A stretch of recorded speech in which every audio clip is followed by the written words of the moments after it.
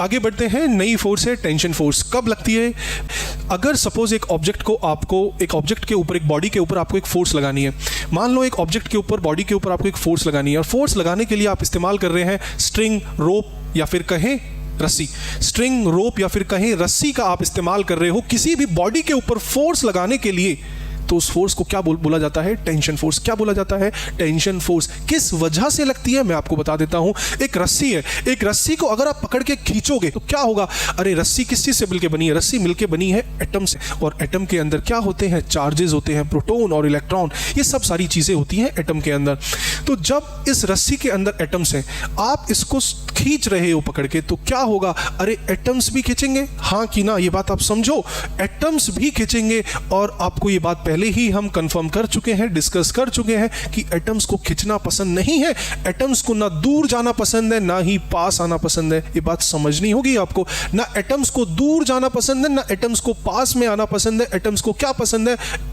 कहां रहना पसंद है? एट इक्विलिब्रियम डिस्टेंस पे रहना उनको पसंद है, जहां पर अट्रैक्शन फोर्स और रिपल्सिव फोर्स क्या होनी चाहिए? जीरो होनी चाहिए। जहां पर नेट फोर्स क्या होनी चाहिए? जीरो होनी चाहिए। वहां पर एटम्स को रहना पसंद है। अगर आपने उनको स्ट्रेच किया तो एटम्स खींचेंगे, इंटरमॉलिक्यूलर फोर्सेस पैदा होंगी रस्सी के अंदर, तो वो क्या करेंगी? वो उसको अपोज करेंगी। अगर आप एक रस्सी को खींच रहे हो तो स्ट्रिंग के अंदर जो एटम्स हैं, जो मॉलिक्यूल्स हैं, वो क्या करेंगे? वो उसको, जो आप खींच रहे हो उसको क्या करेंगे? वो अपोज करेंगे। क्या करेंगे? अपोज करेंगे। यही अपोज करने का तरीका, यही रस्सी के अपोज करने का तरीका रस्सी के अंदर एक टेंशन को पैदा कर देता है, जो रस्सी को उसी ओरिजिनल स्टेट पे लाना पसंद करती है। इसी को तो टेंशन फोर्स बोलते हैं।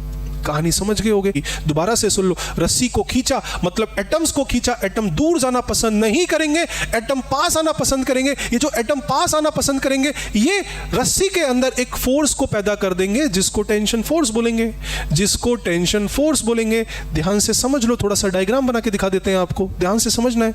ये रस्सी है, ये रस्सी है, ये M1 है, ये M2 मास है, ठीक है। दो बॉडी अटैच है रस्सी के दोनों एंड पे। आपने इसको, रस्सी को पकड़ के ऐसे खींचा, ऐसे स्ट्रेच कराया इसको, तो क्या कहानी होगी? क्या कहानी होगी? सुनो ध्यान से, क्या कहानी होगी? मैंने बोला इसके अंदर क्या है? एटम्स है। एटम्स दूर जाएंगे, दूर जाना पसंद नहीं करते, वापस अपनी ओरिजिनल स्टेट पे आना पसंद करते हैं। एक इंटरमॉलिक्यूलर फोर्स पैदा हो जाएगी रस्सी के अंदर। वो क्या करेगी? उस स्ट्रेचिंग को, इस स्ट्रेचिंग को क्या करेगी? ये अपोज करेगी, रोकेगी, अपोज करेगी। तो जो अपोज करेगी तो क्या करेगी? ये वापस से एटम्स अपनी उसी स्टेट पे आना पसंद करेंगे।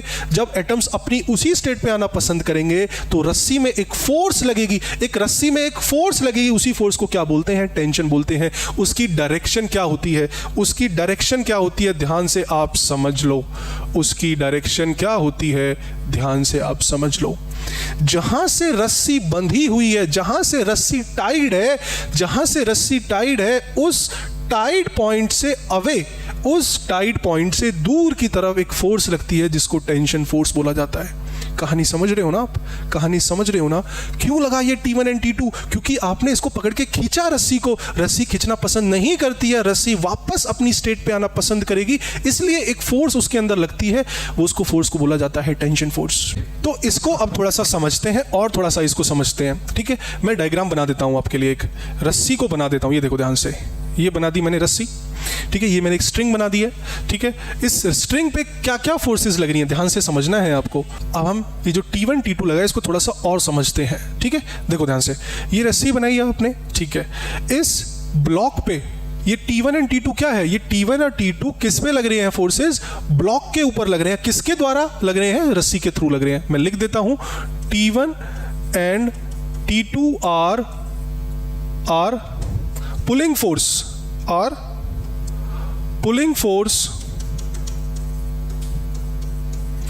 pulling force on M1 and M2। ये बात समझ में आई आपको? ये बात समझ में आई?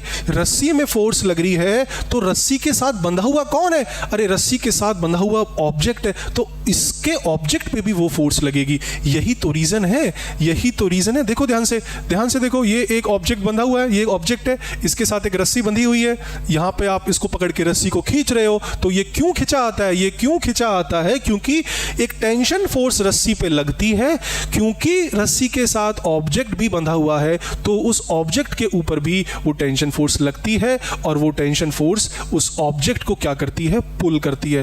पुश कभी भी नहीं करेगी, सिर्फ और सिर्फ पुल करती है, सिर्फ और सिर्फ क्या करेगी, पुल करेगी। तो इसीलिए टेंशन फोर्स का जो नेचर होता है वो पुलिंग फोर्स, पुल नेचर होता है उसका। ये बात भी आपको समझनी है। ठीक है, आगे बढ़ते हैं। तो T1 and T2 are pulling force on M1 and M2। T1 and T2 क्या है, पुल फोर्स है, किसके ऊपर, M1 एंड M2 के ऊपर। अब ये रस्सी पे कैसे लगेगी, रस्सी पे भी तो फोर्स लगेगी, रस्सी पे क्या कैसे फोर्स लगेगी, इस रस्सी पे T1 ऐसे लगेगा और इस रस्सी पे, इस एंड पे T2 ऐसे लगेगा। ये T1 एंड T2 क्या है, T1 and T2 are on string by M1 and M2।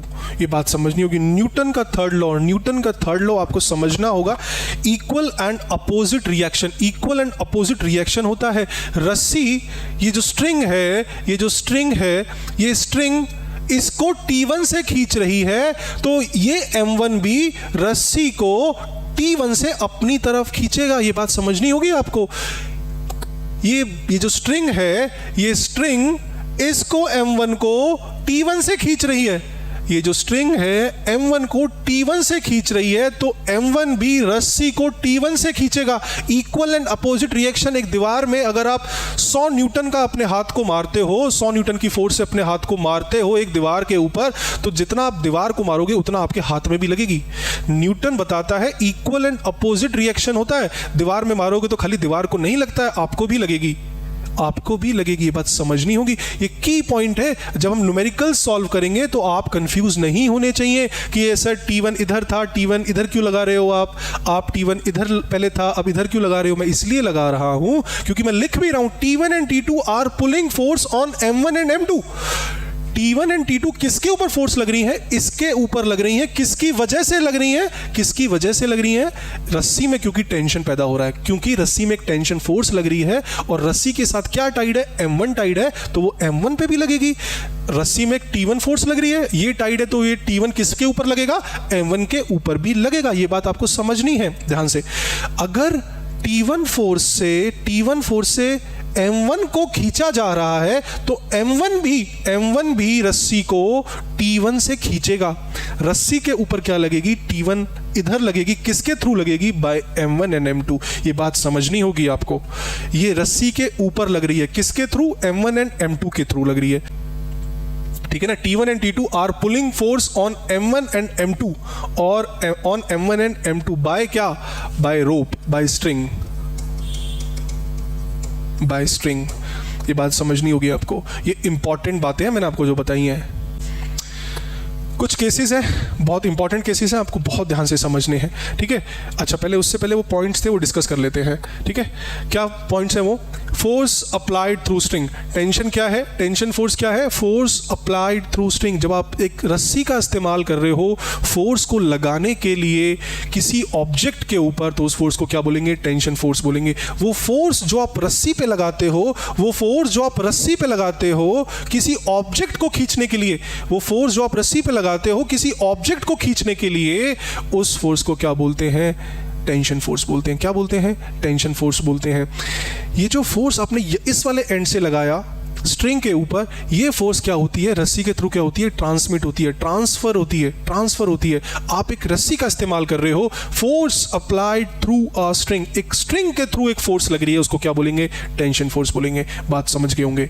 ठीक है, आप एक रस्सी का इस्तेमाल कर रहे हो, आपने देखा होगा अपनी प्रैक्टिकल लाइफ में, सपोज लेट से कोई पानी में कूद जाता है, ठीक है, उसको तैरना नहीं आता है और आप किनारे से खड़े होकर देख रहे हो, तो क्या करोगे, और आपको भी तैरना नहीं आता है, तो क्या करोगे आप कुछ फेंकोगे उसकी तरफ, आप पानी में तो नहीं जा सकते, आप क्या करोगे, आप उसकी तरफ कोई रस्सी फेंकोगे, कोई कपड़ा फेंकोगे, तो उससे पकड़ के क्या करोगे, उसको खींचोगे। ठीक है, आप अपनी फोर्स को ट्रांसफर कर रहे हो एक स्ट्रिंग के थ्रू, उस पर्सन को जो पानी के अंदर है उसको खींच रहे हो, आप अपनी फोर्स को उस तक ट्रांसफर कर रहे हो, ट्रांसमिट कर रहे हो। ये बात समझ में आ गई। A force applied through a string is called a tension force.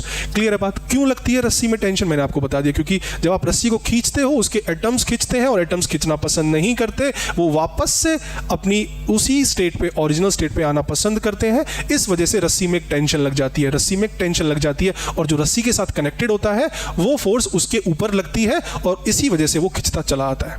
Clear है बात? ठीक है, आगे बढ़ते हैं। इंटरमॉलिक्यूलर फोर्सेस बिटवीन मॉलिक्यूल्स, समझ गए होंगे। इंटरमॉलिक्यूलर फोर्सेस होती है मॉलिक्यूल्स के बीच में, जिसकी वजह से एक फोर्स पैदा हो जाती है रस्सी में, जिसको टेंशन फोर्स बोला जाता है। ठीक है, पुलिंग फोर्स होती है ऑन अ बॉडी, ध्यान से समझना। पुलिंग फोर्स होती है किसके ऊपर पुलिंग फोर्स होगी? On a body, on a body, on a, उस बॉडी के ऊपर होगी pull force on a body away from the tied end, away from the, जिस बॉडी से रस्सी बंधी हुई है उस बॉडी के ऊपर क्या लगेगी? एक पुल फोर्स लगेगी। और किस डायरेक्शन में लगेगी? Away from the tied end, away from the tied end, जहां से रस्सी बंधी हुई है उससे क्या लगेगी? अवे लगेगी फोर्स। क्लियर है बात? आगे बढ़ते हैं। स्ट्रिंग में क्या होता है? एक इलास्टिक नेचर होता है, स्ट्रिंग में भी इलास्टिसिटी होती है।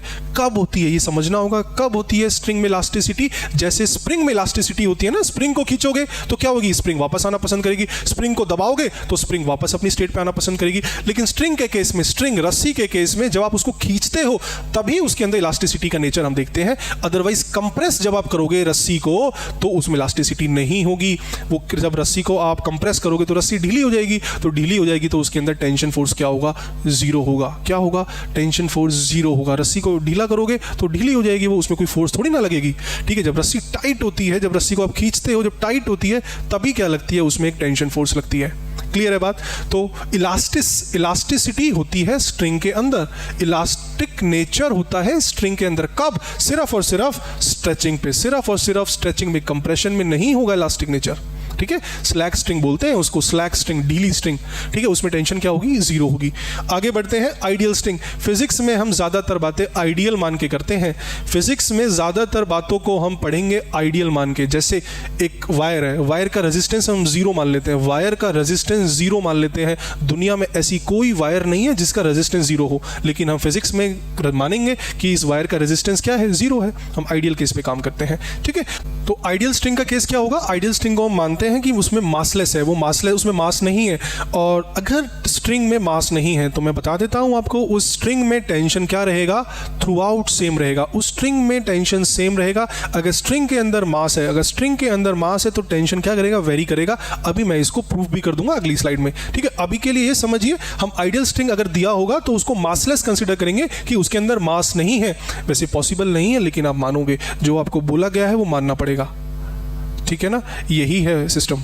टेंशन सेम होगी, मतलब टेंशन जो होगी वो सेम होगी पूरी ही स्ट्रिंग में, पूरी स्ट्रिंग में टेंशन सेम होगी। अगर मास होगा तो किसके, तो मास होगा तो टेंशन क्या करेगी? वेरी करेगी। टेंशन पूरी स्ट्रिंग में सेम नहीं होगी। क्लियर है बात? दूसरी बात, टेंशन किसके बराबर होती है? अप्लाइड फोर्स के। ये इंपॉर्टेंट पॉइंट बता रहा हूं मैं। टेंशन किसके बराबर होती है? Applied force. इस रस्सी में कितनी टेंशन, जितना खींचोगे उतनी टेंशन। अरे जितना खींचोगे रस्सी को उतनी रस्सी के अंदर टेंशन। ये बात समझनी होगी आपको। जितना रस्सी को पकड़ के आप खींचोगे, यहां से अप्लाइड फोर्स लगाओगे, उतना ही रस्सी में टेंशन होगा। क्लियर है बात? तो जितना खींचोगे उतना ही फोर्स क्या लगेगा? उतना ही क्या लगेगा? रस्सी के ऊपर एक टेंशन फोर्स लगेगी। क्लियर है बात? कब? जब मासलेस हो, जब मासलेस हो। मासलेस में अप्लाइड फोर्स के बराबर ही होगी टेंशन फोर्स। क्लियर है बात? ठीक है, थ्रू आउट द स्ट्रिंग क्या होगी? सेम होगी। क्लियर है बात? आगे बढ़ते हैं। तो टेंशन सेम होगी अगर मासलेस है, और अगर टेंशन, अगर मास है स्ट्रिंग का तो टेंशन क्या होगी? वेरिएबल होगी। टेंशन वेरिएबल होगी। और टेंशन किसके बराबर होती है? जितना आप खींचोगे उतना ही रस्सी में क्या होगी? टेंशन होगी। क्लियर है? आगे बढ़ते हैं, अगली स्लाइड देखते हैं। आगे बढ़ते हैं। 4 केसेस में डिस्कस करूंगा आपके साथ। क्लियर है? बहुत ध्यान से समझना। ये 4 केसेस समझ लोगे तो लगभग टेंशन ओवर हो जाएगा, लगभग टेंशन कंप्लीट हो जाएगा, टेंशन फोर्स। क्लियर है? बहुत इंपॉर्टेंट है, ध्यान से समझना। ठीक है, चलो इसको करते हैं। केस 1 कहता है मासलेस स्ट्रिंग है। केस 1 कहता है मासलेस स्ट्रिंग है, मतलब स्ट्रिंग का मास नहीं है। क्लियर है? आइडियल केस है। ठीक है, चलो ये एक बॉक्स है M, ये रस्सी है और यहाँ पर रस्सी पे आप पकड़ के खींच रहे हो, रस्सी को इस वाले एंड को पकड़ के आप खींच रहे हो, ये फोर्स लगा रहे हो। कोई दिक्कत? कोई दिक्कत नहीं। जब रस्सी को पकड़ के आप यहाँ से खींचोगे और इस रस्सी से M मास का एक ब्लॉक बंधा हुआ है और उसका एक्सेलरेशन इस डायरेक्शन में है तो क्या होगा, क्या होगा आप सब जानते हो, रस्सी को खींचोगे तो रस्सी में टेंशन आएगी। क्लियर है बात? रस्सी में टेंशन मार्क कर देते हैं, परेशान नहीं होना, रस्सी में टेंशन को मार्क कर देते हैं जैसे मैंने मार्क करना आपको सिखाया है। रस्सी में टेंशन कैसे मार्क करोगे? जहां से रस्सी बंधी हुई है उससे अवे, उस पॉइंट से अवे क्या करोगे, रस्सी के अंदर टेंशन आप मार्क कर दो। ठीक है, कर दो। यहां से रस्सी को पकड़ा हुआ है आपने तो ये टाइड एंड हो गया, तो टेंशन किधर लगेगी? Away from the tied end. मैं मान लेता हूं यहां पर टेंशन है T1। ठीक है, यहां पे रस्सी बंधी हुई है, मैं मान लेता हूं ये टाइड एंड है, यहां से बंधी हुई है तो टेंशन कहां होगी? Away from the tied end. मैं लिख देता हूं टेंशन T2। कोई दिक्कत तुम्हें यहां तक नहीं होनी चाहिए। आप सब जानते हो, इसको थोड़ा सा सॉल्व करते हैं। ठीक है, मैथमेटिकली सॉल्व करते हैं, ये सारा सिनेरियो होगा। ठीक है, चलो ये T2 क्या है? T2 क्या है? T2 M पे क्या लगेगी? एक फोर्स लगेगी। इसी T2 की वजह से M क्या आएगा? खिंचा चला आएगा, खिंचा चला जाएगा इस तरफ को। ठीक है, ऐसा कुछ होगा। चलो इसको थोड़ा सॉल्व कर लेते हैं। अब ध्यान से देखो, इसमें रस्सी को बना लेता हूं, केवल रस्सी को बनाते हैं इस बार। ये रस्सी बनी, क्लियर है बात? कोई दिक्कत? कोई दिक्कत नहीं होगी आपको, क्लियर है? एक बात बताओ, रस्सी पे लगने वाली फोर्स T1 इधर और T2 इधर, कोई दिक्कत नहीं होनी चाहिए, मत पूछना। रस्सी पे लगने वाली फोर्स T1 इधर, T2 इधर, कोई दिक्कत? कोई दिक्कत नहीं होगी। ठीक है, एक्सेलरेशन किधर है? एक्सेलरेशन इधर है। ठीक है, न्यूटन सेकंड लॉ क्या कहता है? न्यूटन सेकंड लॉ कहता है F is equals to ma। अरे कोई दिक्कत? कोई दिक्कत? कोई दिक्कत नहीं, कोई दिक्कत नहीं। मास इसका जीरो है। क्या है? मास इसका जीरो है। मैंने मासलेस स्ट्रिंग ली है तो ये पूरा क्या हो गया? टर्म जीरो हो गया। ये पूरा टर्म जीरो हो गया। एक बात बताओ मेरे को, ये इधर मूव कर रहा है, इधर मूव करने की सिर्फ और सिर्फ एक ही कंडीशन है, अगर रस्सी इस डायरेक्शन में मूव कर रही है, ऊपर दिया हुआ है एक्सेलरेशन, ये रस्सी इस डायरेक्शन में सिर्फ एक ही कंडीशन पे मूव कर सकती है, जब T1 बड़ा होगा, T1 बड़ा होगा T2 से। ये बात समझ पा रहे हो? F नेट क्या होगा? F नेट क्या होगा? T1 बड़ा होगा T2 से, T1 बड़ा होगा T2 से। ये T1 क्या है? अरे जितना आप रस्सी को खींच रहे हो, जितना आप रस्सी को खींच रहे हो, ये वही T1 है। क्लियर है बात? ठीक है ना? T1 लग रहा है, ये T2 कौन लगा रहा है? ये ब्लॉक लगा रहा है, ये ब्लॉक लगा रहा है, क्योंकि रस्सी इसको T2 से खींच रही थी तो ये भी रस्सी को T2 से खींचेगा। ये बात समझनी होगी आपको, मैं बार बार इसको बोल रहा हूं। अगर रस्सी को आप T1 से खींच रहे हो तो रस्सी भी आपको T1 से अपनी तरफ खींचेगी। क्लियर है बात? ये पॉइंट समझना होगा। रस्सी को T1 से खींच रहे हो तो रस्सी भी T1 से खींचेगी। क्लियर, सिंपल सा पॉइंट है, इस समझना होगा आपको। ठीक है, चलो आगे बढ़ते हैं। अब ध्यान से देखो, ये कंडीशन यहां पे आ रही है, इसको जब मैं सॉल्व करूंगा T1 minus T2 is equals to 0 को, तो क्या निकल के आएगा? अच्छा सा एक रिजल्ट निकल के आएगा, T1 बराबर T2। वही पॉइंट यहां पे क्लियर हो गया है जो मैंने आपको बोला था कि अगर मासलेस स्ट्रिंग है तो टेंशन सेम होगा। टेंशन क्या होगा? सेम होगा। किसके बराबर होगा? अप्लाइड फोर्स के बराबर होगा। यहां पर ये चीज प्रूफ हो गई है कि अगर मासलेस स्ट्रिंग है तो टेंशन और T1 और T2 क्या होगा? पूरा स्ट्रिंग में क्या होगा? सेम होगा। T1 T2 सेम होगा तो इसका मतलब मैं बोल सकता हूं स्ट्रिंग में एक ही टेंशन है, स्ट्रिंग में एक टेंशन है जो किसके बराबर होगी? अप्लाइड फोर्स के बराबर होगी। किसके बराबर होगी? अप्लाइड फोर्स के बराबर होगी। क्लियर है बात? समझ चुके हो? केस टू कहता है स्ट्रिंग हैज मास। स्ट्रिंग में मास है, मतलब रस्सी का मास है इस बार, लेकिन एक्सेलरेशन क्या है? जीरो है। क्या है? एक्सेलरेशन जीरो है। तो बताना है क्या होगा? चेक कर लेते हैं। एक्सेलरेशन जीरो है, ये रस्सी बना लेते हैं, ये रस्सी का डायग्राम बना लेते हैं। ये रस्सी बन गई है। ठीक है, ध्यान से देखो, जब आप फोर्स इस पे लगा रहे हो रस्सी पे तो क्या होगा? वही सब होगा जो अब तक होता है। अगर आप रस्सी को इधर खींचोगे तो रस्सी कहाँ खींचेगी? रस्सी क्या करेगी? उस तरफ जाना पसंद करेगी। तो ये मैंने लिख दिया T1, और इधर टाइड एंड है तो इस रस्सी के ऊपर टेंशन क्या होगा? टेंशन होगा रस्सी के ऊपर इधर। कोई दिक्कत नहीं।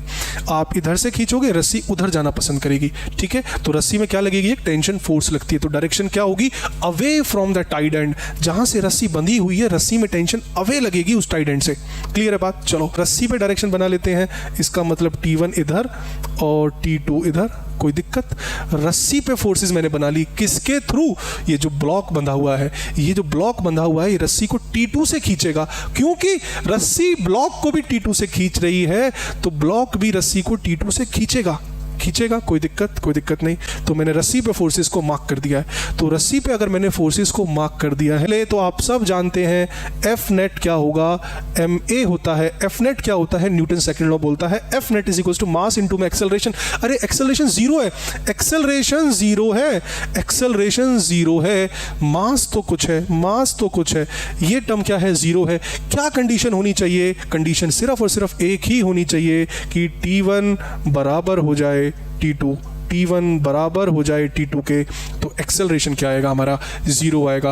अगर ये दोनों फोर्सेस बराबर हो जाएं तो रस्सी मूव नहीं करेगी, और रस्सी मूव नहीं करानी है तो T1 और T2 क्या होगा हमारा, बराबर होगा। तो वही चीज हमने लिखी है। अगर स्ट्रिंग में मास है और एक्सेलरेशन जीरो है, एक्सेलरेशन जीरो है, रस्सी मूव नहीं कर रही है, तो क्या होगा, टेंशन उस पे थ्रू आउट द क्या होगी, सेम होगी। बात समझने की है। अगर दोनों फोर्सेस बराबर है इसका मतलब क्या है, रस्सी में टेंशन क्या है, सेम है। If it has mass also, अगर मास है तब भी टेंशन बराबर हो सकती है। कंडीशन इज एक्सेलरेशन जीरो होना। क्लियर है बात क्लियर है। तो आगे बढ़ते हैं, चलो। केस थ्री कहता है स्ट्रिंग हैज मास। केस 3 कहता है स्ट्रिंग हैज मास। एक स्ट्रिंग में मास है इस बार, और एक्सेलरेशन कहाँ हो रहा है, इस तरीके से हो रहा है। तो बताइए टेंशन क्या होगा, ये टेंशन T1 है T2 है, उसी तरीके से होगा। यहां से पकड़ के खींचोगे तो टेंशन रस्सी में टेंशन की डायरेक्शन कैसी, ऐसी, इस तरफ से उस तरफ को, टाइड एंड से अवे। यहां से रस्सी बंधी हुई है तो T2 भी कहाँ, टाइड एंड से अवे। T1 इधर T2 इधर। अब आपको बोला गया एक्सेलरेशन इधर हो रहा है, एक्सेलरेशन इधर हो रहा है, तो डेफिनेट सी बात है T1 क्या होगा, T2 से बड़ा ही होगा। रस्सी इधर मूव करने की कंडीशन सिर्फ और सिर्फ एक होगी कि T1 बड़ा होना ही पड़ेगा T2 से, T1 को बड़ा होना ही पड़ेगा T2 से, तभी ये चीज इधर मूव कर सकती है, अदरवाइज रस्सी इस डायरेक्शन में मूव नहीं करेगी। T1 बड़ा होना चाहिए T2 से। क्लियर है बात। तो this is the case. Clear है। तो T1 बड़ा होगा T2 से। अगर एक्सेलरेशन इस तरफ है तो T1 बड़ा होगा T2 से। इसको अलग लैंग्वेज में समझते हैं। ये तो मैथमेटिकली मैंने समझा दिया आपको। क्लियर है बात। ये तो मैथमेटिकली समझा दिया। अब दोबारा दूसरे तरीके से समझते हैं। एक बात बताओ, स्ट्रिंग में क्या है, मास है। क्या है स्ट्रिंग में, क्या है, मास। स्ट्रिंग में मास है तो सबसे ज्यादा, एक बात बताओ, जब ये फोर्स लगेगी तो इस वाले हिस्से पे सबसे ज्यादा फोर्स लगनी चाहिए एज कंपैरेटिव टू इस वाले पॉइंट से। इस वाले पॉइंट की फोर्स को, इस वाले पॉइंट पे लगने वाली फोर्स को, इस पूरे सिस्टम को मूव कराना है। इस वाले पॉइंट पे लगने वाली फोर्स को पूरे सिस्टम को मूव कराना है, मतलब इसका मास प्लस में इसका मास। लेकिन इस वाले पॉइंट पे लगने वाली फोर्स को केवल और केवल इस ब्लॉक को मूव कराना है। ये बात समझनी होगी तुम्हें। इस पॉइंट पे लगने वाली टेंशन फोर्स का काम सिर्फ इतना है कि इस ब्लॉक M को मूव कराना है, लेकिन इस पॉइंट पे लगने वाली टेंशन फोर्स का काम क्या है कि क्या मूव करे, ये पूरा सिस्टम मूव करे। सिस्टम का मास ज्यादा है, इस मास का मास कम है। सिस्टम का मास ज्यादा है क्योंकि स्ट्रिंग का मास भी क्या हो गया, ऐड हो गया है। तो डेफिनेट सी बात है T1 ज्यादा ही होगा। इस पॉइंट पे, रस्सी के इस पॉइंट पे टेंशन हमेशा ज्यादा होगी। खुद समझो यार, खुद ये बात समझो। रस्सी के इस वाले एंड पे टेंशन ज्यादा होगी, रस्सी के इस एंड पे टेंशन ज्यादा होगी कंपैरेटिव टू दीज एंड्स। जैसे जैसे रस्सी से आप इस वाले एंड से इस तरफ जाओगे, टेंशन कम होना स्टार्ट हो जाएगी, कम होना। इस वाले एंड पे सबसे ज्यादा टेंशन होगी। क्यों? क्योंकि ये वाली टेंशन जो है रिस्पॉन्सिबल है पूरे सिस्टम को मूव कराने के लिए। पूरे सिस्टम को ये वाली टेंशन पकड़ के खींचेगी इस तरफ। लेकिन हमें क्या देखना है, ये बात हमें समझनी होगी कि इस वाले पॉइंट की टेंशन ज्यादा होगी, जैसे जैसे दूर जाओगे टेंशन क्या होती है, कम होती है। क्लियर है बात। ऐसे समझे। एक्सेलरेशन की अपोजिट डायरेक्शन में आप जाओगे तो टेंशन हमेशा कम होगी। एक्सेलरेशन के अपोजिट डायरेक्शन में जाओगे आप एक्सेलरेशन की अपोजिट डायरेक्शन में जाओगे तो टेंशन हमेशा क्या होगी, कम होगी। एक्सेलरेशन की अपोजिट डायरेक्शन में जाओगे तो हमेशा टेंशन कम होगी। क्लियर है बात। क्लियर है। टेंशन क्या होगी, हमेशा कम होगी। क्लियर। आगे बढ़ते हैं। आगे बढ़ते हैं, ठीक है। तो रटना नहीं है कुछ भी, सब कुछ लॉजिकल है, सब कुछ लॉजिकल है। जल्दी से फटाफट से आपको स्ट्रिंग का डायग्राम बनाना है, स्ट्रिंग बनानी है, उस पर लगने वाली फोर्सेस को ड्रॉ करो। अगर एक्सेलरेट इधर हो रहा है तो डेफिनेट सी बात है T1 ज़्यादा होगा, डेफिनेट सी बात है T1 ज़्यादा होगा, T1 पे फोर्स ज़्यादा चाहिए, इस वाले पॉइंट पे फोर्स ज़्यादा चाहिए, पूरे सिस्टम को मूव कराना है। तो क्लियर है, समझ गए होगे, बहुत अच्छी बात है। केस 4 समझ लेते हैं। ये केस 4 आपको दिया हुआ है, 3 मासेस हैं, ये एक रस्सी है, ये दूसरी रस्सी है, ये दोनों रस्सियां अलग हैं, दोनों स्ट्रिंग इस बार अलग हैं। ध्यान से समझना, 2 स्ट्रिंग है इस बार, तो जितनी स्ट्रिंग उतनी टेंशन, सही है। आगे बात करेंगे इसके बारे में, ठीक है, कंफ्यूज नहीं होना है। अभी के लिए समझो 2 स्ट्रिंग है यहाँ पे, ठीक है, और स्ट्रिंग का मास यहाँ पे नहीं गिवन है, मतलब स्ट्रिंग क्या है, मासलेस है, मासलेस है, ठीक है। स्ट्रिंग का कोई भी मास नहीं है, क्लियर है बात, स्ट्रिंग का कोई भी मास नहीं है, ठीक है।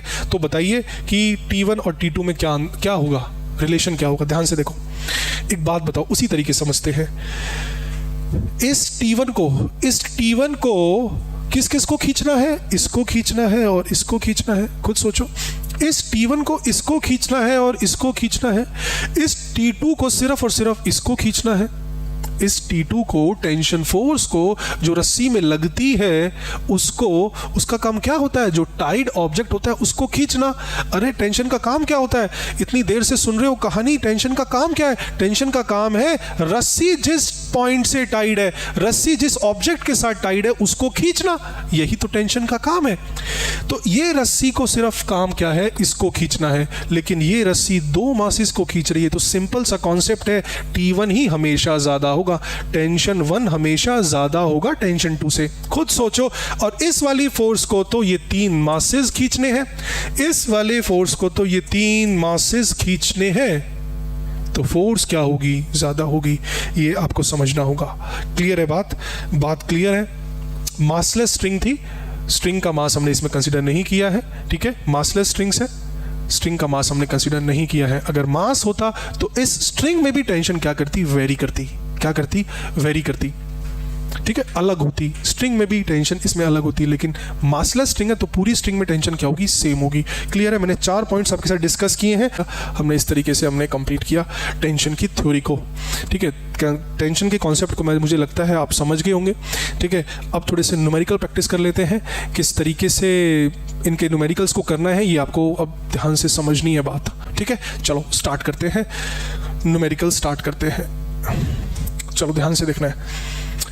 क्वेश्चन कहता है फाइंड टेंशन एंड एक्सेलरेशन निकालना है हमें इस क्वेश्चन में। ध्यान से देखो, ये एक ब्लॉक है, इसको 100 न्यूटन से खींचा जा रहा है, बीच में है रस्सी होगी तो टेंशन 100% होगी, रस्सी होगी तो टेंशन होगी, ठीक है। चलो ध्यान से करते हैं, फाइंड टेंशन एंड एक्सेलरेशन पहले निकाल लेते हैं। एक्सेलरेशन का सिंपल सा कॉन्सेप्ट है सपोर्टिंग फोर्स। एक्सेलरेशन का सिंपल सा कॉन्सेप्ट है सपोर्टिंग फोर्स। इस पूरे प्रोसेस में सपोर्ट कौन कर रहा है मोशन को, सपोर्ट कौन सी फोर्स कर रही है मोशन को, यही आपको समझना है। सपोर्टिंग फोर्स होगी 100। क्या कोई फोर्स अपोज कर रही है, क्या कोई फोर्स, जब आप इस तरीके से सुंदर डायग्राम को देखोगे, क्या कोई फोर्स इसको अपोज कर रही है, तो आप देखोगे कोई फोर्स इसको अपोज नहीं कर रही है, कोई भी फोर्स इसको अपोज नहीं करेगी। आप सोच रहे होंगे सर टेंशन फोर्स, वो फोर्स और वो फोर्स कुछ भी, सब कुछ इंटरनल है, सब कुछ इंटरनल फोर्सेस है। हम एक्सटर्नल फोर्सेस की बात करते हैं जब हम एक्सेलरेशन निकालते हैं, we are just focusing on the external forces only. तो एक्सटर्नल फोर्सेस क्या है, supporting force minus opposing force by net mass 10 और 5 15 नीचे चिपका दो, 15 नीचे चिपकाओगे तो बाय 100/15 इसका उत्तर होगा। इसका आंसर 100/15 ही होगा। एक्सेलरेशन आया 100/15। कहानी समझ में आ रही है तुम्हें, चल क्या रहा है ये। एक्सेलरेशन ऐसे ही निकालोगे, कोई इक्वेशन वगैरह नहीं बनानी है। आगे बढ़ते हैं, टेंशन निकालते हैं। टेंशन कहाँ होगी, कांटेक्ट फोर्स कहाँ होती थी, जब 2 बॉडी कांटेक्ट में होती थी तो कांटेक्ट फोर्स होती थी।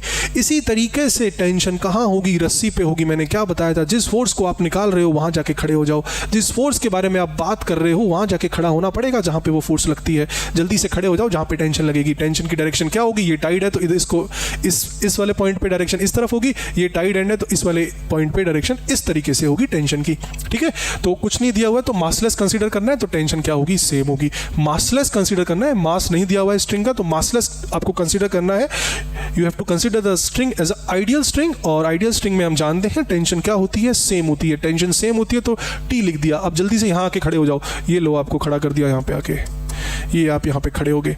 यहाँ पे खड़े होगे तो आगे और पीछे देखना है, ज़्यादा लोड नहीं लेना है, आगे और पीछे देखो। यहाँ खड़े होके आगे क्या दिख रहा है आपको, आगे दिख रहा है 100 न्यूटन फोर्स। 100 न्यूटन फोर्स आपको दिख रही है तो 100 न्यूटन फोर्स को यहाँ पे चिपका दो, चिपका दिया, ठीक है। आगे देखो, अब आगे वाली फोर्स, आगे यहाँ खड़े होके आगे वाली फोर्स ले ली। आगे वाली फोर्स लेने के बाद बैकवर्ड मास लेना पड़ता है, बैकवर्ड मास लेना पड़ता है। यहाँ खड़े होके बैकवर्ड मास देखोगे तो सिर्फ और सिर्फ एक ही दिखेगा, जिसको बोलते हैं 5, जिसको बोलते हैं 5। उसके बाद प्लस का साइन चिपका दो, प्लस का साइन चिपका दो, प्लस का साइन चिपका के आगे वाली फोर्स आपने ले ली है, पीछे वाली क्या कोई फोर्स है। यहाँ खड़े होकर देखोगे तो क्या पीछे वाली कोई फोर्स दिख रही है आपको, दूर दूर तक भी कोई फोर्स दिख रही है तो मुझे बता दो। इस डायग्राम में यहाँ खड़े होकर पीछे की तरफ देखोगे क्या कोई फोर्स दिख रही है, नहीं दिख रही है, पीछे की फोर्स 0 है। आगे का मास लिखो चाहे ना लिखो कोई फर्क नहीं पड़ता, कोई फर्क नहीं पड़ता। बाय नेट मास, नेट मास पूरे सिस्टम का कितना है, 10 और 5 15, 15 है तो इसका आंसर कितना आया, 500/15। 500/15 इसका क्या हो गया, टेंशन फोर्स। क्लियर है, आगे बढ़ते हैं, आगे बढ़ते हैं। अगला क्वेश्चन, अगला क्वेश्चन ध्यान से देखना है आपको। Find tension and acceleration. दो ब्लॉक है, इस तरफ फोर्स लग रही है 10 न्यूटन, इस तरफ फोर्स लग रही है 5 न्यूटन। तो क्या होगा, जल्दी से एक्सेलरेशन निकाल दो, जल्दी से एक्सेलरेशन आपको सबको निकालना आता है। सपोर्टिंग फोर्स इस सिस्टम की, इसका एक्सेलरेशन कहाँ को होगा, एक बात मुझे बता सकते हो, इसका एक्सेलरेशन किधर को होगा। इसको एक्सेलरेशन नहीं दिया हुआ है, मैं मान लेता हूँ एक्सेलरेशन इस तरफ होगा, ठीक है। एक्सेलरेशन इसका इस तरफ हमने मान लिया है क्वेश्चन में, ठीक है। तो एक्सेलरेशन इस तरफ हो रहा है, तो इस तरफ के एक्सेलरेशन को कौन सी फोर्स सपोर्ट कर रही है, सपोर्टिंग फोर्स होगी मेरे पास 10, सपोर्टिंग फोर्स होगी मेरे पास 10। अपोजिंग फोर्स क्या है, अपोजिंग फोर्स क्या है, मेरे एक्सेलरेशन को कौन सी फोर्स अपोज कर रही है। आप देखोगे तो सिर्फ और सिर्फ ये 5 न्यूटन फोर्स ही अपोज कर रही है आपके एक्सेलरेशन को। Supporting force minus opposing force, 10 मैंने पॉजिटिव इसलिए लिया क्योंकि एक्सेलरेशन की डायरेक्शन में फोर्स लग रही है, और ये जो 5 न्यूटन है एक्सेलरेशन के अपोजिट डायरेक्शन में फोर्स लग रही है, इसलिए मैंने -5 लिया। बाय नेट मास 10 और 5 15, ये कितना आ गया, 5/15 इसका आ गया acceleration. 5/15 is the acceleration for this question, ठीक है। आगे बढ़े, अब निकालते हैं टेंशन फोर्स। टेंशन फोर्स निकालते हैं तो टेंशन किधर को होगा, ये टाइड एंडेड टेंशन की डायरेक्शन इधर, ये टाइड एंडेड टेंशन की डायरेक्शन इधर। क्योंकि मासलेस है स्ट्रिंग तो टेंशन क्या होगी, सेम होगी। क्योंकि मासलेस है स्ट्रिंग तो इसलिए टेंशन क्या होगी, सेम होगी। मास नहीं दिया हुआ है, we consider the string as a ideal string. Okay, समझ में आई कहानी आपको। तो टेंशन निकालनी है, टेंशन निकालनी है तो वहां खड़े तो होना पड़ेगा। यहां खड़े हो जाओ, यहां खड़े होके आगे और पीछे देखना है आपको। यहां खड़े होके आगे की फोर्स कितनी, आगे की फोर्स है 10, आगे की फोर्स है 10, पीछे का मास कितना 5, पीछे का मास कितना 5। अब क्या करना है, अब ध्यान से देखो, अब ध्यान से देखो, आपको आगे की फोर्स आपने ले ली 10, पीछे का मास ले लिया 5। अब क्या करना है, कोई साइन यहाँ पे आएगा, माइनस आएगा या प्लस आएगा, ठीक है। कैसे डिसाइड करेंगे, ध्यान से देखो। आगे की फोर्स होगी, अब पीछे की फोर्स के बारे में बात करते हैं जो कि है 5। पीछे की फोर्स क्या है, यहाँ पे 5 है। तो ध्यान से देखो, क्या ये वाली फोर्स टेंशन को सपोर्ट कर रही है या अपोज कर रही है, क्या टेंशन को बढ़ा रही है रस्सी के अंदर या टेंशन को कम कर रही है, बात समझनी होगी। अरे एक रस्सी है इधर, इसको दोनों तरफ से खींचा जा रहा है, क्या टेंशन बढ़ेगी या कम होगी। एक रस्सी को दोनों एंड से खींचा जाता है तो यार टेंशन बढ़ेगी या कम होगी, टेंशन हमेशा बढ़ेगी। टेंशन बढ़ेगी, टेंशन कहां कम कर रहे हो आप तो टेंशन को सपोर्ट कर रहे हो। ये उधर से खींच रहा है, ये इधर से खींच रहा है, ज्यादा खींचोगे तो टूट जाएगी। एक लिमिट होती है टेंशन को बियर करने की, ठीक है ना, एक लिमिट होती है। तो ये फोर्स क्या कर रही है, इसको सपोर्ट कर रही है, टेंशन को और बढ़ा रही है। तो बढ़ाने वाली चीज को प्लस लेते हैं, बढ़ाने वाली चीज को हमेशा प्लस लेते हैं। प्लस आपने लिया, पीछे वाली फोर्स कितनी होगी, 5 न्यूटन होगी। पीछे वाली फोर्स 5 न्यूटन होगी तो आगे वाला मास 10 हो गया, बाय नेट मास 15 हो गया। तो कितना आ गया, 50, और 50 कितना हो गया, 100/15। This is the answer. 100/15 is the answer for this question. Clear है, बात समझ गए आप, बात समझ गए हैं, बात समझ गए हैं। 50 50 100/15। कहीं कैलकुलेशन मिस्टेक हो तो देख लेना अपने अकॉर्डिंग आप, ठीक है। मेथड को फॉलो करना, you have to follow the method, okay, ठीक है। बड़े आगे टेंशन एंड एक्सेलरेशन आ गया है हमारा, ठीक है। Supporting minus opposing by 15, support 10, oppose 5 by net mass. Clear है, आगे बढ़े, चलो आगे बढ़ते हैं। Find acceleration and tension in this question. चलो ध्यान से करो, एक्सेलरेशन क्या होगा, ध्यान से, एक्सेलरेशन क्या होगा, मैंने मान लेता हूं एक्सेलरेशन की डायरेक्शन ये है। एक्सेलरेशन क्या होगा, सपोर्टिंग फोर्स यहां पर कितनी है, 10 है, सपोर्टिंग फोर्स कितनी है, 10 है। एक बात और बताओ, सपोर्टिंग फोर्स 10 है और 5 भी इस केस में सपोर्टिंग फोर्स है। 10 + 5 are the supporting forces in this system. 10 और 5 सपोर्ट कर रहे हैं आपके एक्सेलरेशन को, दोनों एक्सेलरेशन की ही डायरेक्शन में है। तो कितना हो गया, 10 + 5 15 हो गया। अपोजिंग फोर्स कोई भी नहीं दिख रही होगी बाय 15, तो एक्सेलरेशन कितना आ गया इसमें, 1 यूनिट आ गया। कितना आ गया एक्सेलरेशन इसमें, 1 यूनिट आ गया। एक्सेलरेशन कितना आ गया इस क्वेश्चन में, 1 यूनिट आ गया। सपोर्टिंग माइनस अपोजिंग, इस बार इस केस में ये सपोर्ट कर रहा है एक्सेलरेशन को, एक्सेलरेशन को सपोर्ट कर रहा है। ठीक है, क्लियर है, बात समझ रहे हो, एक्सेलरेशन को सपोर्ट कर रहा है। क्लियर है, आगे बढ़ते हैं, टेंशन निकाल लेते हैं। टेंशन निकालने के लिए खड़ा तो होना पड़ेगा, खड़ा तो होना ही पड़ेगा। ये टेंशन है तो यहाँ पे खड़े हो जाओ आके, ये खड़े हो गए आप। यहाँ खड़े होके क्या देखना है, आगे और पीछे देखना है, आगे और पीछे देखना है। यहाँ खड़े होके आगे देखोगे तो आगे वाली फोर्स कितनी, 10, आगे वाली फोर्स कितनी, 10। पीछे वाला मास, यहाँ खड़े होके पीछे वाला मास देखोगे तो 5। अब ध्यान से देखो, माइनस और प्लस आपको ध्यान रखना है, माइनस और प्लस आपको ध्यान रखना है। आगे की फोर्स होगी या पीछे की पीछे की फोर्स कितनी है, 5। क्या 5 फोर्स टेंशन को बढ़ा रही है या कम कर रही है? क्या इस बार फोर्स टेंशन को बढ़ाएगी स्ट्रिंग के अंदर या कम करेगी? क्या ये वाली फोर्स टेंशन को बढ़ाएगी या कम करेगी? ध्यान से देखो, ये वाली फोर्स कम करेगी, ये वाली फोर्स टेंशन को इस बार कम करेगी। तो दैट्स वाई कम करने के लिए माइनस का साइन इस्तेमाल करा जाता है। कम कर रही है, टेंशन को कम करेगी ना। अरे अगर बढ़ाती तो मैं ऐड कर देता, लेकिन इस बार टेंशन को कम करेगी ये वाली फोर्स, तो मैंने माइनस का साइन लगा दिया। पीछे वाली फोर्स कितनी, अरे 5, पीछे वाली फोर्स 5, आगे वाला मास कितना, 10 बाय नेट मास कितना आया, 15। तो ये कितना आ गया, ये तो 0 आ गया। टेंशन इज 0, टेंशन कोई टेंशन नहीं होगी इस बार, टेंशन इस केस में नहीं होगी, tension will be 0, tension will be 0। Tension क्या होगी इस केस में, टेंशन होगी 0। क्लियर है बात, टेंशन इस बार 0 होगी। मोशन में है, एक्सेलरेट हो रहा है सिस्टम, लेकिन टेंशन नहीं होगी इस बार। ठीक है, तो ओवरऑल सिस्टम का एक्सेलरेशन कितना आ गया, ओवरऑल सिस्टम का एक्सेलरेशन आ गया 1 यूनिट। क्लियर है, supporting minus opposing by net mass, और ये forward force and backward force वाला तरीका। ठीक है, चलो आगे बढ़ते हैं, अगला क्वेश्चन।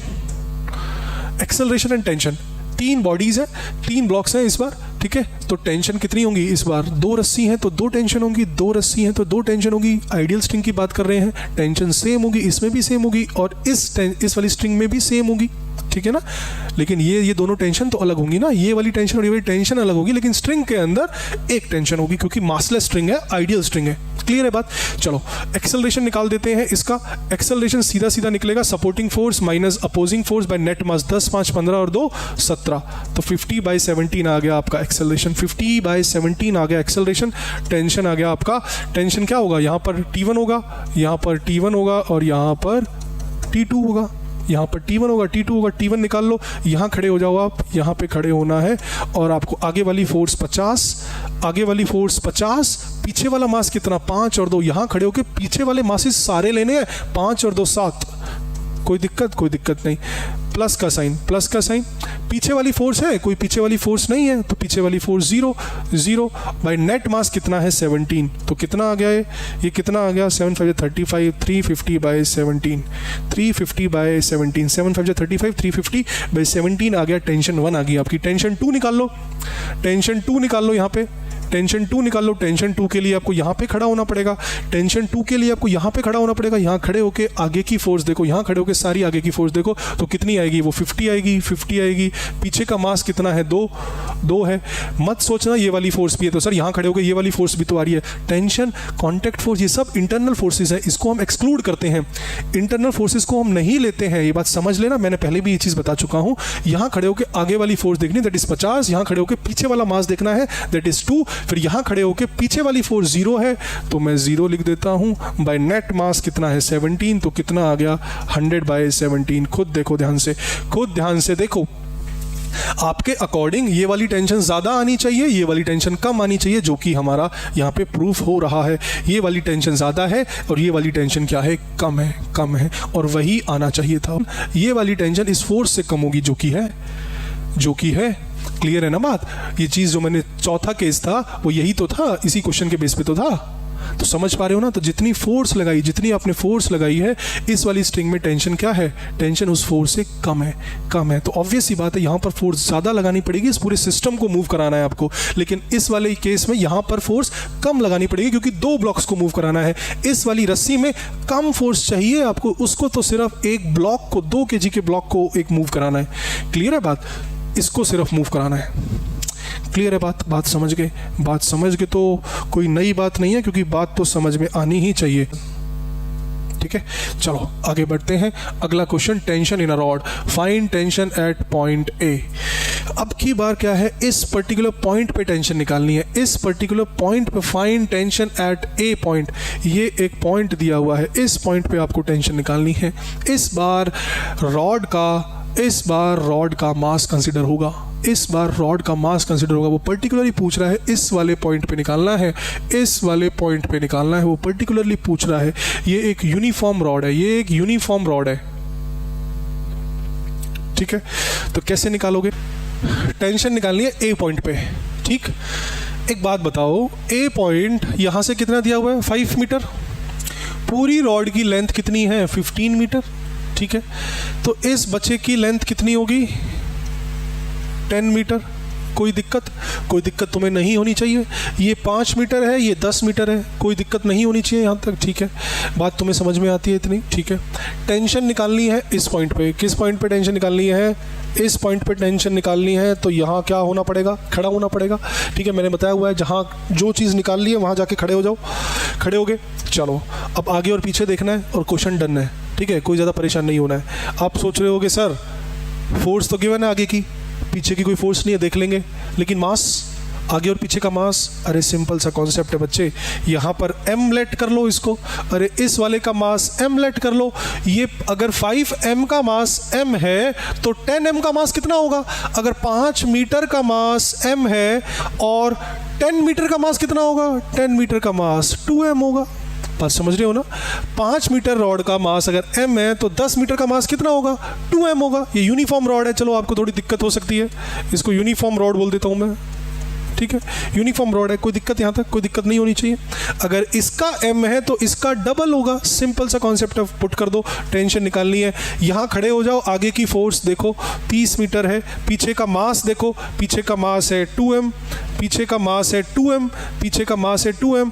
अब पीछे की फोर्स देखो, पीछे की फोर्स, यहाँ खड़े हो गए, पीछे की फोर्स है कोई फोर्स नहीं है, पीछे की कोई फोर्स नहीं है, तो उसको 0 चिपका दो। बाय नेट मास कितना है? नेट मास कितना है? 2 और 3m हो गया, 3m हो गया। तो इसका आंसर क्या आ गया? ये कितना हो गया? कितना आंसर आएगा? 32 से 60m बाय 3m, m से m उड़ गया, तो ये कितना आ गया? 20 न्यूटन आ गया। टेंशन फोर्स आ गई 20 न्यूटन। थोड़ा कैलकुलेशन वगैरह चेक करते चलना कैलकुलेशन वगैरह। क्लियर है बात? तो कितनी टेंशन आ गई? 20 आ गई। लेट करना था, इसका मास m मान लो, इसका मास 2m हो गया। इस पॉइंट पे आपने टेंशन निकाल दी है, कोई घबराना है ही नहीं। आगे और पीछे की फोर्सेस वाला कॉन्सेप्ट लगाना है। क्लियर है बात? यहां तक बात समझ गए होंगे। आगे बढ़ते हैं। Find acceleration and tension. Incline plane का क्वेश्चन है और क्वेश्चन है अच्छा। ठीक है, अच्छा मतलब बहुत आसान है, आप कर दोगे इसको। ठीक है, चलो करते हैं क्वेश्चन को सॉल्व बहुत ध्यान से। जब भी इंक्लाइन प्लेन आपको दिखे तो आपको समझ में आना चाहिए फोर्सेस किस तरीके से काम करती हैं। इस 4 पे लगने वाली फोर्स कौन सी होगी आप सब जानते हो। मैंने इंक्लाइन प्लेन वाले पार्ट में आपको बता दिया था। ठीक है, किस तरीके से फोर्सेस काम करेंगी। क्या आएगा? 4g sin 37। कोई दिक्कत नहीं होनी चाहिए यहाँ तक आपको। ठीक है ना, कोई दिक्कत नहीं होनी चाहिए। 4g sin 37 इसका होगा। ठीक है, इस पे लगने वाली फोर्स कितनी 10g sin 30 डिग्री। सॉरी, ये 37 नहीं है, 37 नहीं है, ये 30 डिग्री है, ये 30 डिग्री है। तो यहाँ पर मैं क्या लिखूंगा? 30 डिग्री। ठीक है, कोई दिक्कत? 10g sin 30, 4g sin 30, ये बात आप समझ चुके हो। इस पे जो फोर्स काम करेगी वो लगेगी 4g sin 30। क्यों लगेगी वो आपको सबको पता है ना सबको। मैं यहाँ बता दूँ, ये देखो, ये लो, ये ब्लॉक होता है, ये वेट होता है, ये क्या होता है? ये नॉर्मल होता है। ठीक है, ये थीटा, तो ये भी थीटा, बताया था ना।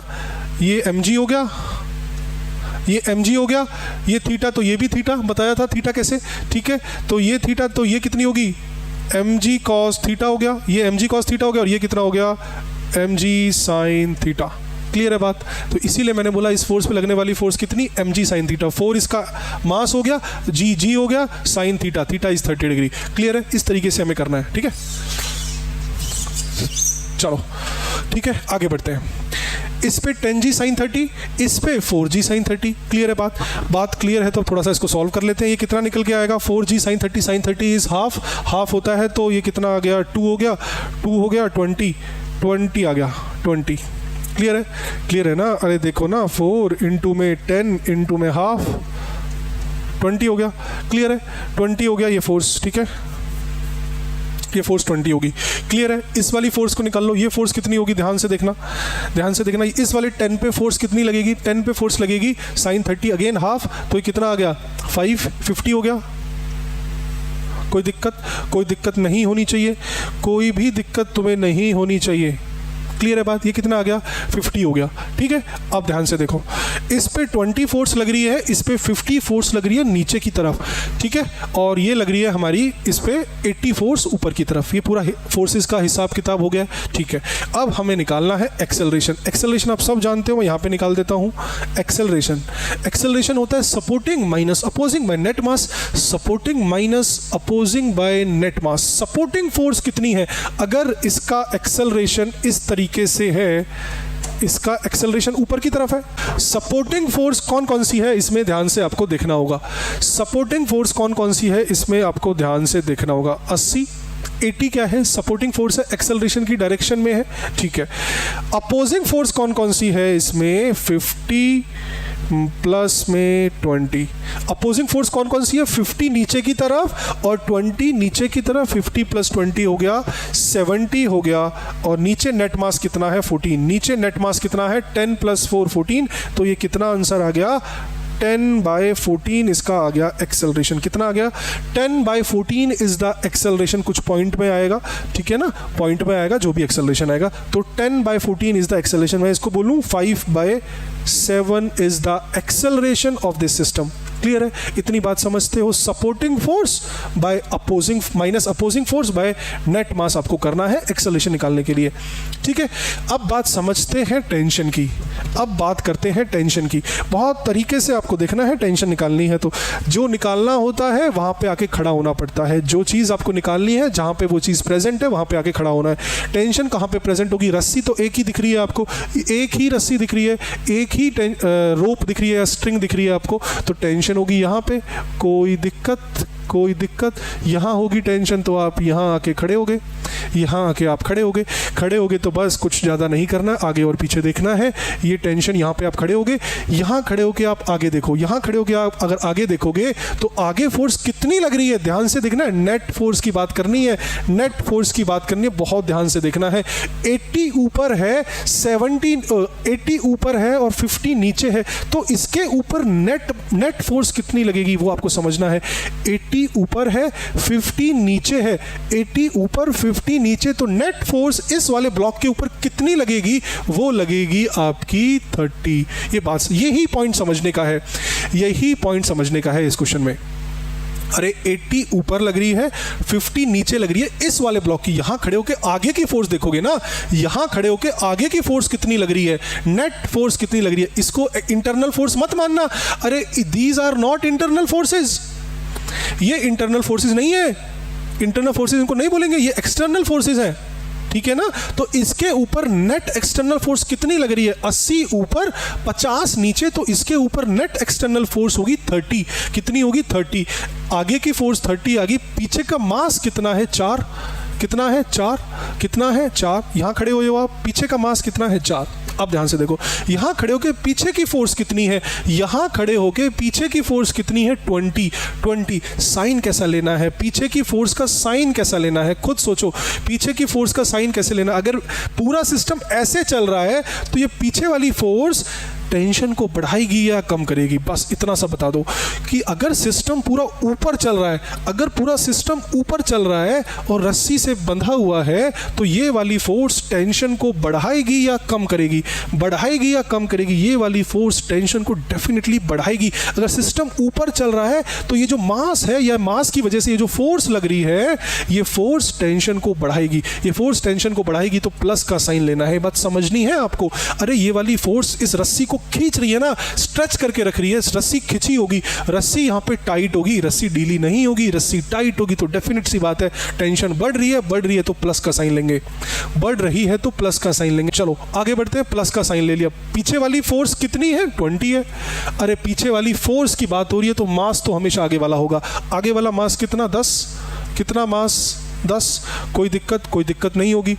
बाय नेट मास कितना है? 14। नेट मास कितना है बाय 14? 10 और 4 14 हो गया नेट मास। कितना आ गया सॉल्व करके? 30 और 40, 30 और 4 कितना हो गया? ये 120 हो गया। प्लस में 200 बाय 14, तो ये कितना आ गया? 200 320 bye 14। This is your answer. This is your 320 by 14 is your answer. कितना आया tension force? 320 by 14 is your answer. Clear है बात? 320 by 14 क्या है इसका आंसर होगा? तो 320 by 14 is the answer for this question. Clear है बात? बात क्लियर है तो आगे बढ़ते हैं। आगे बढ़ते हैं, एक और क्वेश्चन देखते हैं। इस तरीके से है, ठीक है। इंक्लाइन प्लेन पे दो बॉक्स रखे हुए हैं जिनके मासेस गिवन है 4 और 10। एंगल गिवन है इंक्लाइन प्लेन का 30 degree. Find acceleration and tension. तो क्या होगा जब इस तरीके से कोई सिस्टम रखा होगा तो क्या होगा? होगा क्या? देखो ध्यान से, क्या होगा देखो। इसको नीचे के लिए चलाने के लिए कौन सी फोर्स रिस्पॉन्सिबल है? अभी मैंने बात की थी 4g sin 30। कितना आ गया? 20। कोई दिक्कत नहीं, 20 होगी।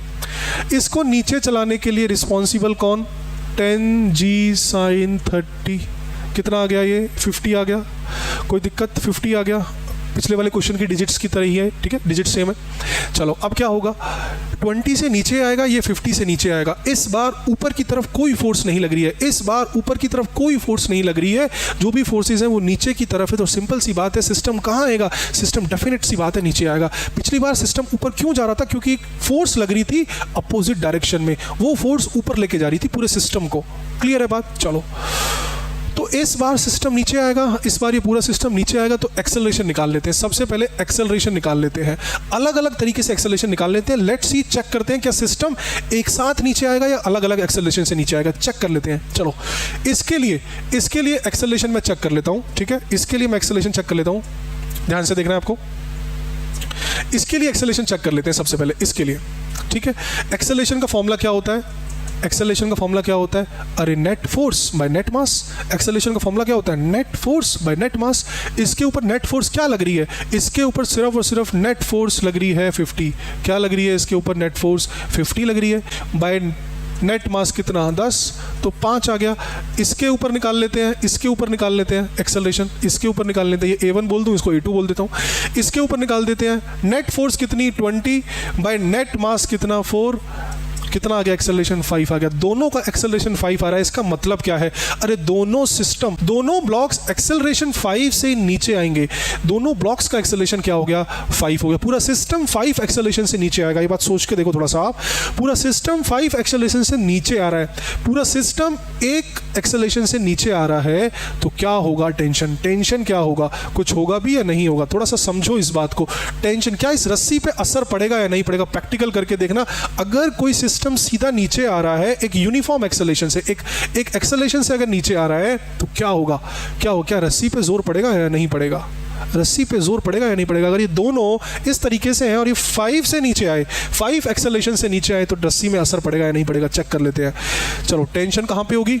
यहाँ पे टेंशन होगी, यहाँ पे टेंशन होगी। तो यहीं पे खड़े होना है आपको, यहीं पे खड़े होना है जहाँ पे टेंशन होगी, ठीक है। यहाँ पे टेंशन होगी। अब देखो ध्यान से, यहाँ खड़े होके आगे और पीछे की फोर्सेस देखनी है। यहाँ खड़े होके आगे की फोर्स ये वाली मान लेते हैं। अगर ऐसे खड़े हुए हम, ये वाली फोर्स कितनी होगी? ये वाली फोर्स कितनी होगी? -50 होगी। -50 मैंने क्यों लिया है? अगर मैं यहाँ पे खड़ा हुआ हूँ और ये वाली फोर्स जो नीचे आ रही है, ये रस्सी को, टेंशन को बढ़ाएगी या सपोर्ट करेगी? खुद सोचो।